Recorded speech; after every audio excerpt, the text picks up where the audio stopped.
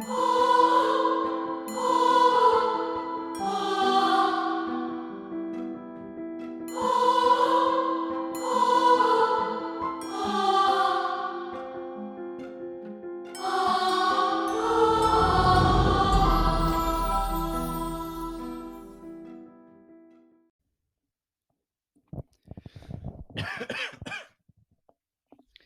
morning, everybody.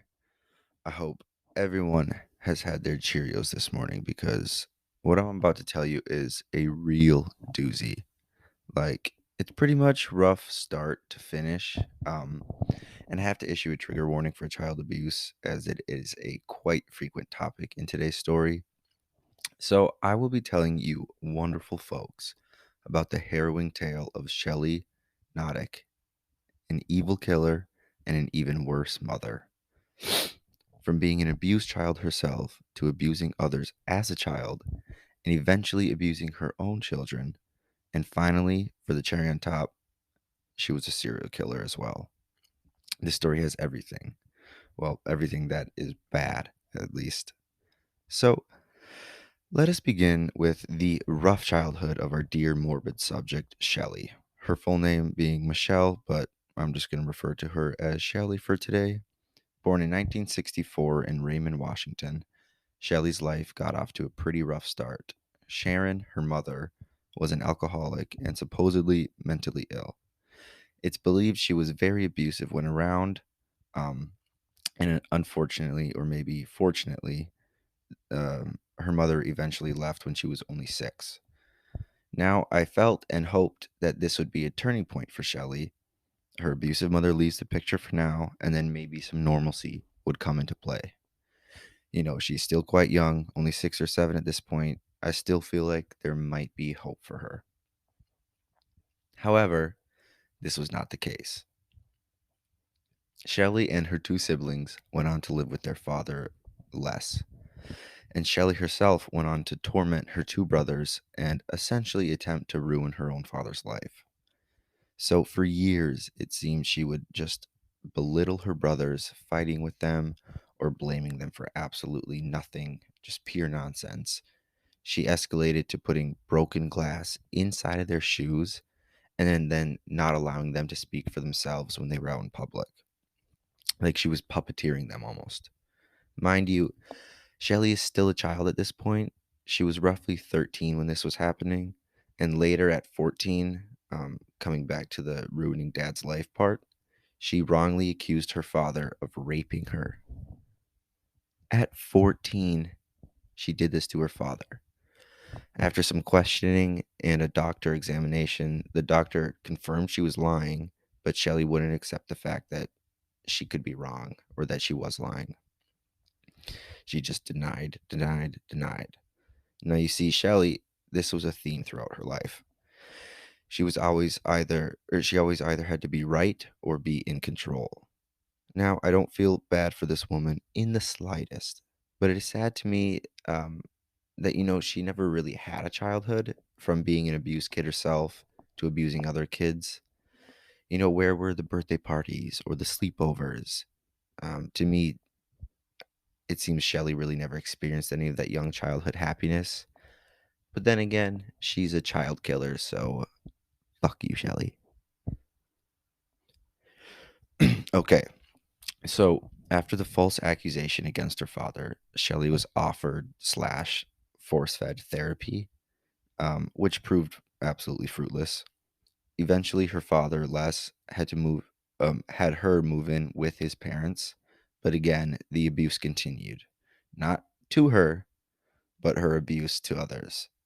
This time with neighborhood kids that she would babysit. It was reported that she would lock these babies in the room when their parents were gone and just not let them out, not feed them, not talk to them, not play with them. It was like she was running her own little babysitting jail. And again, in theme of the story, she falsely accused someone else of abuse against her, but this time her own grandfather. Just wants to get people in trouble. I don't understand it. Wherever she wound up, Shelley continued to ruin the lives around her. This torment and manipulation continued with her as she came into adulthood. Over the years, Shelly ended up having 3 marriages and 2 daughters, Sammy and Nikki, coming from the first 2 marriages. And then a few years later, in 87, she married her third husband, David Knoteck, or Notick. I hope I'm saying that right. And this is when she had her third child, another girl who they named Tori.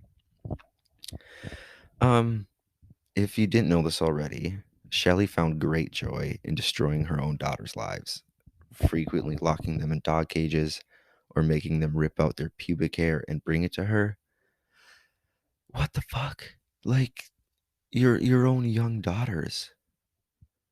At one point, she even slammed Nikki's head through a glass door and blamed her for breaking it. This abuse was never ending for those poor girls, but every once in a while, following a long period of abuse, Shelley would allegedly, quote, love bomb her children, providing a perfectly hellish roller coaster for these girls to live and grow up in. As you can tell, Shelley knew what she was doing to break them down, build them back up with some sort of false security, some false sense of hope, and then drag them straight back down into the ground. She was the perfect manipulator. But this wasn't even half of it. So, in 1988, 1 year after marrying David, Shelley opened her home, oh so graciously, to her 13-year-old nephew, Shane Watson. With his father in jail and his mother out of the picture, this appeared like a loving and welcoming home from the outside, a place for Shane to take refuge from his already overwhelming early years. And yet, he found nothing but turmoil here. Shelley had yet another helpless minor under her control. In fact, now Shelley could find fun and new ways to torture the kids. A lot of the punishment would involve nudity, um, which I can't comprehend, but this, I put in quotes, mother would force Nikki and Shane to dance naked, or she would pour freezing water on them while they stood naked out in the cold. Like, I I don't understand the abuse. But then you throw the nudity on top of it as a mom. Oh my gosh, excuse me. I don't get it. She's just pushing them to their breaking point. And not long after bringing in Shane, she allowed another old friend to come live at the house who had been down on her luck with nowhere else to go. Kathy Loreno. That was her friend name. That was her friend's name. Quote, friend. Having lost her job, Shelley had swooped in to save the day. And I have a quote here that gives me shivers. So, in the article I read, they said Lorena would soon discover, as many others had before her, that Michelle Knoteck's mask was quick to come off. End quote. But that was the crazy part. Like, only the people living on the inside knew what she was truly capable of. To everyone else, neighbors, teachers, friends, like extended family, the postman, she would come off as a wonderful, loving mother, caring enough to take in struggling people around her. And this image had been carefully crafted and maintained by Shelley herself over the years. So you may ask, where's David amid all of this? He's the husband, he's living there. What's he doing to stop this? What's he up to? Was he just as bad, or was he simply blind? I'm not really quite sure. David clearly knew what was going on, living with her in the house throughout the years, and it didn't seem like he so much enjoyed the abuse as Shelley did, or abusing, I should say. But he sure as hell let it happen, didn't stop it, and occasionally took part in it. So whether or not that was on his own accord or simply because Shelley told him to is up for debate. But he was there and present. Multiple sources from my research said that David was a man of small stature, not known to stick up for himself. Some had even called him a, quote, weak man. And I think that this following quote from All That Is Interesting by one of his stepdaughters, Sammy, or Shelley's daughter, sums it up pretty well here. She said, quote, "The reason why my mom was able to control David was because, while I love him, he's just a very weak man," Sammy reported. "He has no backbone. He could have gotten happily married and been an amazing husband to somebody, because he really would have been. But instead, he just got his life ruined too." End quote.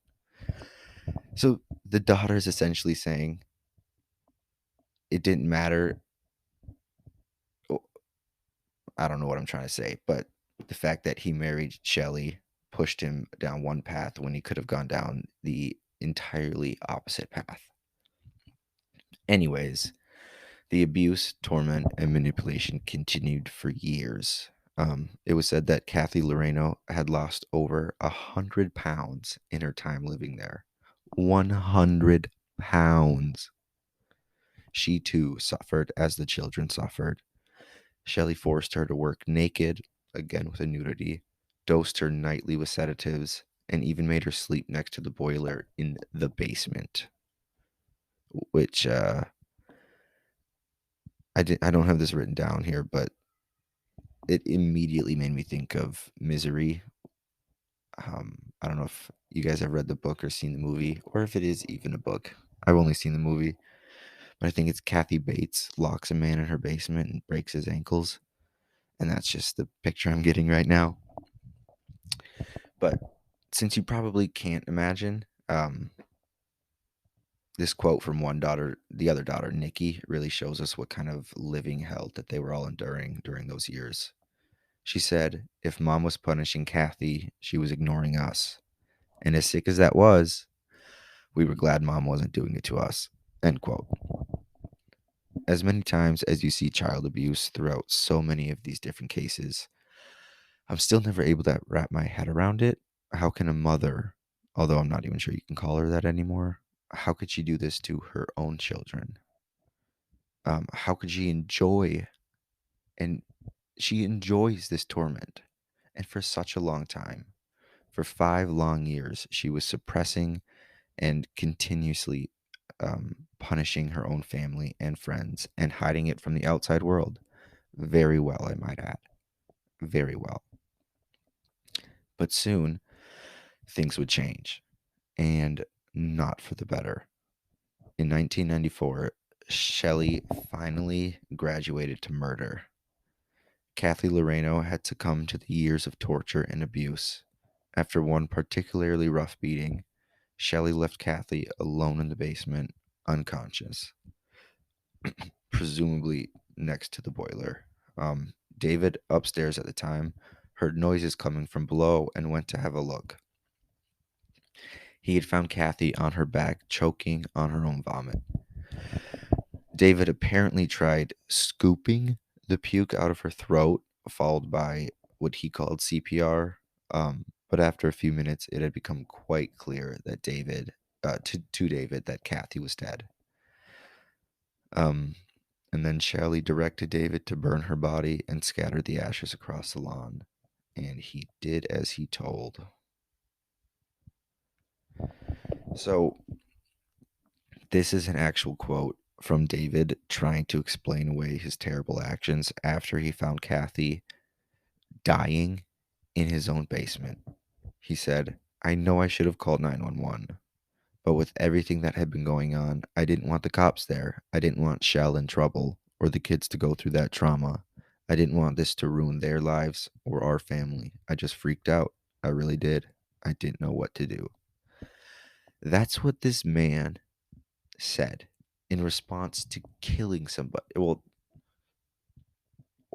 being part of the murder of somebody in his own house. He didn't want the kids to go through the trauma. You've already put them through so much trauma in the past 5 years.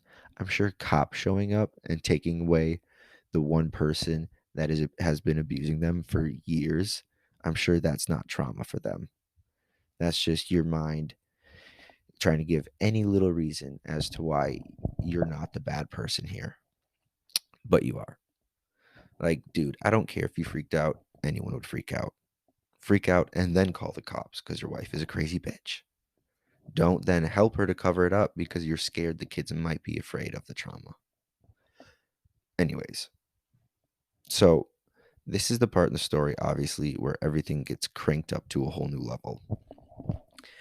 And I'm going to make a couple of wild speculations here. I didn't read this anywhere. It's just kind of my thoughts, and I wanted to spew a few. So I believe that when Kathy died or was killed, this was the defining moment for both Shelley and David, but they each responded wildly differently. So I think David completely gave up at this point. Any chance there was of him standing up for himself or the girls was now gone. David was now fully under his wife's control, and there's nothing anyone could do about it. He was in way too deep. Shelley, on the other hand, as I wave my arms dramatically around my face, I think deep down she knew that she would end up killing someone eventually, and she seemed a little too prepared for it. Almost immediately, she started coaching and manipulating her children, as well as crafting a cover story for any questions that may arise. So it wasn't really clear if the kids had seen Kathy's body at some point or if their crazy parents straight up told them that she died. Either way, Shelley was quick to threaten them to keep quiet, saying to Shane and the three girls, "All of us will be in jail if anyone finds out what happens to Kathy." This, as we know, is straight up insane. Only she and David would end up in trouble. But after so many years of mistreatment, manipulation, and simply constant abuse from their mother, I'm sure they believed every word from her. And if they didn't believe it, they forced themselves to because they didn't want to get in trouble. And for anyone outside of the family, the excuse was simple. Kathy left town to start anew. Murderpedia had gone in a little bit more depth, and allegedly her story was that she skipped town with a trucker and moved to Hawaii. A trucker moving to Hawaii, unless he was retiring, it doesn't make that much sense to me. It just seems kind of like a fairy tale they made up with the state that's furthest away. So Kathy's family, who had reported her missing after no contact, after so many weeks or months, um, they had remained certain that Shelley had something to do with her disappearance, especially her brother, who he eventually hired a private investigator to look into that family, into Shelley and into David. Now, what comes next, I find truly horrifying. You see, Shane, the nephew, was hiding something. He knew that what was happening in this household was very clearly wrong. The abuse to himself and the girls, and now Kathy's death and the disappearance, or Kathy's death and disappearance. You know, he wasn't blind to these facts. So this smart and, might I say, courageous kid had been collecting evidence against Shelley in regards to Kathy's abuse. This evidence included photos of Kathy as underweight, underfed, broken, bloody, sleeping next to the radiator in the basement. Shane had compiled these photos and planned to bring them to the police. Like, this is so heartbreaking just to imagine having to grow up in a place like this where you have to collect evidence against your own guardian for your own safety is just off the wall. Anyways, Shane, presumably wanting to look out for the girls as well in the same situation as him, he shared his plan with one of the sisters, Nikki. And this is where those years of lies and manipulation kicked in. Nikki, scared shitless at this point, told her mother about Shane's plan, probably still believing that they could all end up in jail, like she had told them. Which, oh, sorry, I totally lost my space. But, anyways, just a heads up, this next part is so messed up. So, after Nikki told her mom, Shelley, now a full fledged murderer, commanded David to shoot Shane in the head. Maybe this was her need to be in control again, Or maybe she told David to do this specifically so he was now a killer too. They're on an even That would mean they're on like an even playing field, I guess. But unfortunately, and without hesitation, David did as she asked. He shot this poor kid and they proceeded to burn his body and spread his ashes in the ocean. Although I can't imagine these two garbage stains were at all respectful during the scattering. I'm sure it was more of like a toss or a limp handed throw rather than a peaceful spreading of the ashes. It's so gross, these two, what they've done. All right. So, at least this time, as small as it is, they seem to be able to keep the death secret from the girls, which I think was probably good for them at the time. So Shelly told the girls and anyone else who asked that Shane had moved up to Alaska. Again, state super duper far away. She's now picked both states that are not in the continental U.S. Way to go, Shelly. So now Shane was around 19 or 20 years old at the time that David had killed him. So it wasn't crazy to think that he had finally moved out of the house. But without saying goodbye to anyone, especially the sisters he grew so close to over the years, was a little odd, if you ask me. And this time, unlike Kathy, Shane had no one else outside of the family to question Shelley's made up fairy tale because he had no one. That was kind of her MO, to find vulnerable people and to make sure they stayed alone and then made them disappear. So it doesn't end here though. Shelley and David had one more murder left in the old tank though. They weren't done just yet.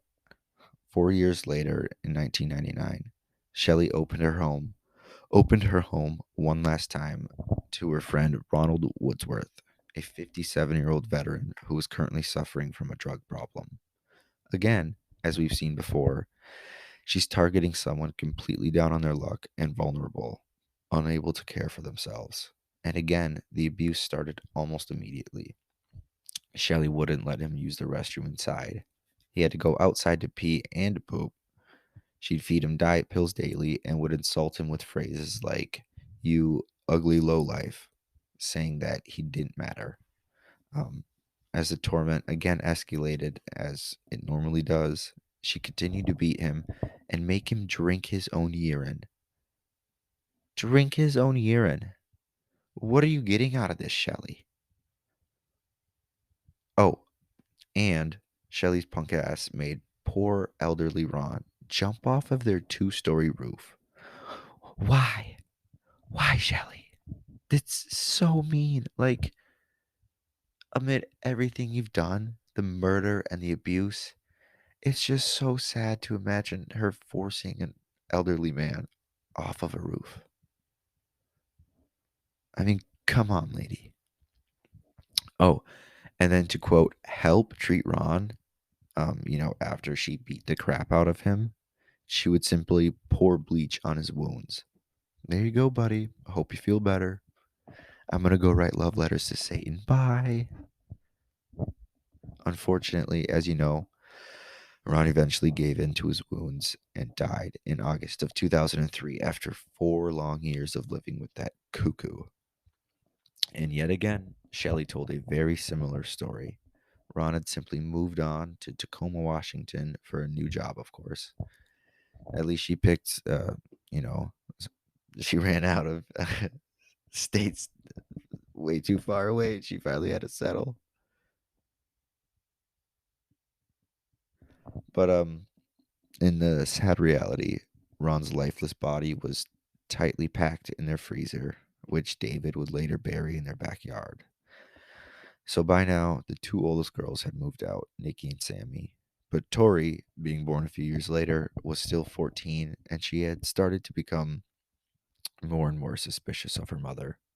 So, like her brave cousin Shane before her eyes had now become open to this insane reality that she was living. Her father, David, may have never been strong enough to stand up against this evil person, but Tori was. Soon after Ron's disappearance, she reached out to her older sisters, citing these suspicions about Shelly and David. Unsurprised, Nikki and Sammy were ready to help. They told Tori to gather any of Ron's belongings or any of his items as evidence and head straight to the police. I like how they knew their mother would try and burn his clothes or hide the evidence, and they were not going to let that happen. So Tori did exactly that. And finally, on August 8th, 2003, police arrived at the at the Knoteck's front door to search the residence and found the remains of Ronald Woodsworth and arrested Shelly and David on the spot. Finally, after a life of abusing those around her, Shelly had eventually, finally been stopped by her own daughter. Initially, as I would expect from these two chokesters, they denied any involvement. But David, keeping up with his reputation of being a weak man, he soon caved. And after a bunch of annoying Shelley BS, she entered an Alfred plea in which she accepted all charges against her, but skipped the criminal process. Uh, the site US Legal defined it better than I. Quote, in an Alfred plea, the criminal defendant does not admit the act, but rather the prosecution could likely prove the charge. Admits that the prosecution could likely prove the charge. So honestly, I definitely think it was a bit of a cop out. I'm not sure that's fair, but she did end up being sentenced, but only to a measly 22 years in 2004. 22 years for 1, 2, 3 murders. And one was a child, I might add. She was actually scheduled for an early release in June of 2022 this past year, but thankfully this was denied. Still, her real life sentence will end in 2025 or 2026, which is scary, but even more so frustrating. Clearly, she should be serving life. It's insane. David, on the other hand, pled guilty to killing Shane and burying Ron. He was sentenced to 13 years. 13 years for child murder. Child murder. 13 years. Which means he's actually been out for a little while. Now, in a quote from All That Is Interesting, they talked about David and the daughter's relationship. And I think it's a little important to tell you. So, quote, in 2018, David was paroled and reached out to his daughters to ask for forgiveness. Sammy and Tori have gone on the record saying that despite everything, they do forgive their father, whom they consider to just be another one of Michelle's victims. Nikki, however, did not accept their father's apology. For her, the abuse was unforgettable and unforgivable. And I think I agree with her. You can't kill somebody. So here we stand. One murderer is already out free walking the streets. Cool, check. You could argue David was a victim as well, but he still did a terrible thing and was rightly sentenced to prison time. Maybe not enough. And now we have Michelle, a child killer, a child abuser, and a lifelong tormentor of everyone, soon to be released. I find that a slight failure of our justice system. And as you can imagine, these three daughters absolutely dread the day that their mother will walk free. Which, I mean, yeah, I would never want to see that lady again, ever.